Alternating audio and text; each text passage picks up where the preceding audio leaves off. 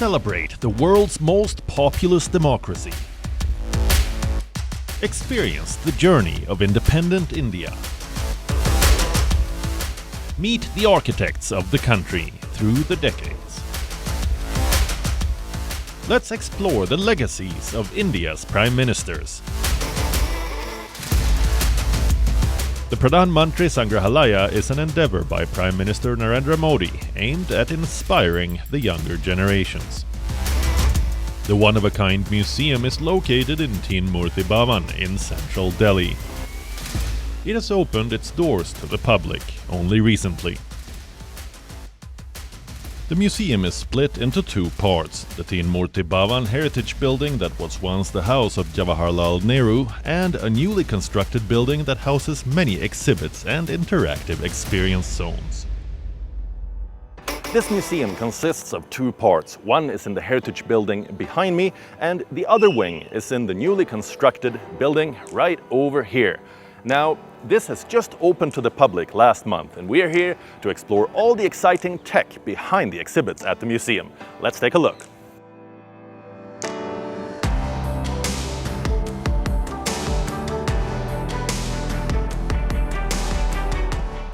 We are here to meet Saurav Baik, the CEO of Tagbin, which is one of the companies that developed the exhibits at this museum. Saurav. Welcome, Johan. Welcome to Pradhanmantri Sangrahalaya. So you're the man behind this entire... There's an entire team, yes. Our company was responsible for the design and technology of this project. Otherwise, there were almost 500 people who have worked on this project. So there's a lot of people involved in this, and there's a lot of moving parts in this museum. What are we looking at here? What you see is a national emblem. That's levitating in the air. Yes, exactly. This is a work of art and technology. The way it works is that it has two electromagnets, and they are synchronized in such a manner that it never goes out of its field. The levitating national emblem makes for a striking first impression. The cool technology has been used all over the museum. Just beyond the kinetic flags, there is a mysterious exhibit. It's called Time Machine. Here visitors get to relive the past. You can see India change before your eyes. In this room, there are 9 4K laser projectors. They create a nearly 360-degree field of view. The display showcases many defining moments in the country's history. Next up is the engagement zone. For most visitors, this is perhaps the most exciting part of the museum. I take it this is one of the more popular exhibits. This is a place where a visitor can click a picture with any prime minister of his choice. The setup is designed as if this is like a meeting room of a prime minister's office. We see a picture of prime minister in such kind of an environment. Can I try with Modi? Yes, we will do that for you. Is he the most popular as well? I think 95% of the visitors prefer Prime Minister Modi. But he's also the current one, so it makes this photo like the most believable, I think. Yes, exactly, that's also the reason behind it. I'm going to choose Narendra Modi. You have to look at the camera. Okay. Yes, you are at the right angle. So 3, 2, 1. And here is your picture. You can come and see it. Oh, that is brilliant. So you can share it. What's your email? All right. It is in your email ID That's now. all automated. This is one of the several interesting exhibits in the experience zone. You can also wander about and greet your favorite Indian Prime Minister. The video will be emailed to you. In another exhibit, you can hold hands virtually with a chain of people. You can also end up on the Wall of Unity while holding hands with other visitors. Receive a handwritten letter from your favorite Prime Minister. The way we have done, we have actually digged out letters, handwritten letters, and have done a machine learning and image processing on top of it. And then on the basis of that, we have understood the way they write. And then it will write a customized message for you, and then it will be a signed signature. Which Prime Minister you want to try? I'm going with Modi here as well. Again, okay. It will write your name in the handwriting of Prime Minister Modi.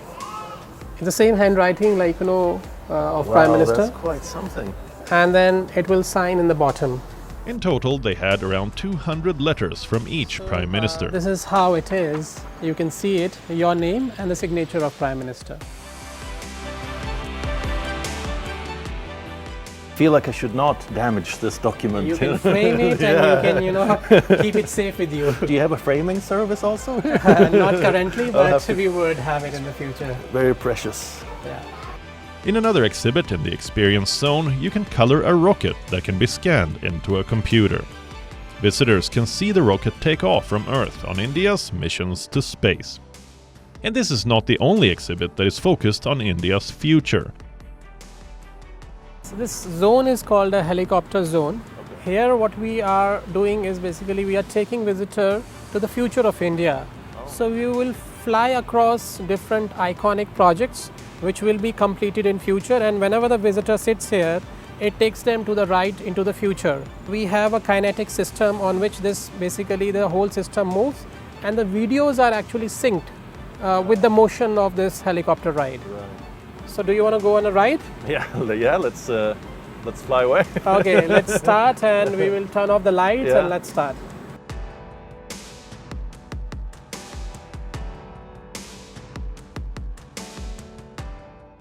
While most museums are focused on the past, at the Pradhanmantri Sangrahalaya, the visitor can get an insight into India's tomorrow. And even contribute towards a vision of where India will be after 100 years of gaining independence. So what do we have here? Write your vision for India 2047.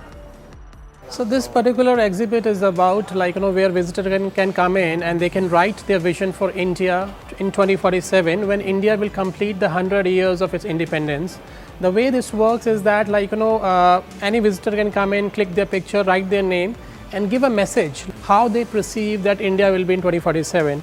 And what we are doing here is that we are collecting all the feedbacks and doing again machine learning on it and giving it to the Prime Minister's office that this is the wish and want of the people of India, that this is what they want you to do. So this kind of become a kind of a tool for a policy making because we will be collecting lots of feedback here. So let's do it. In India, if I'll write this, this will the pharma industry to boom. This will pick up the pharma thing. Okay. And then we submit it. All right. It will automatically come here. Oh, so for example, we are doing a machine learning on the text part of it, and then finding out the most repeated kind of suggestions, and then creating a chart and bar graph that this is what people are asking about. Until now, over 60,000 inputs have been given by visitors to the museum. They plan to submit the findings to the Prime Minister's office after getting around 100,000 suggestions. Saurav also shows me the exhibit for the Pokhran nuclear test. The room has been set up like a control room. When the explosion happens, the entire platform that we stand on starts shaking.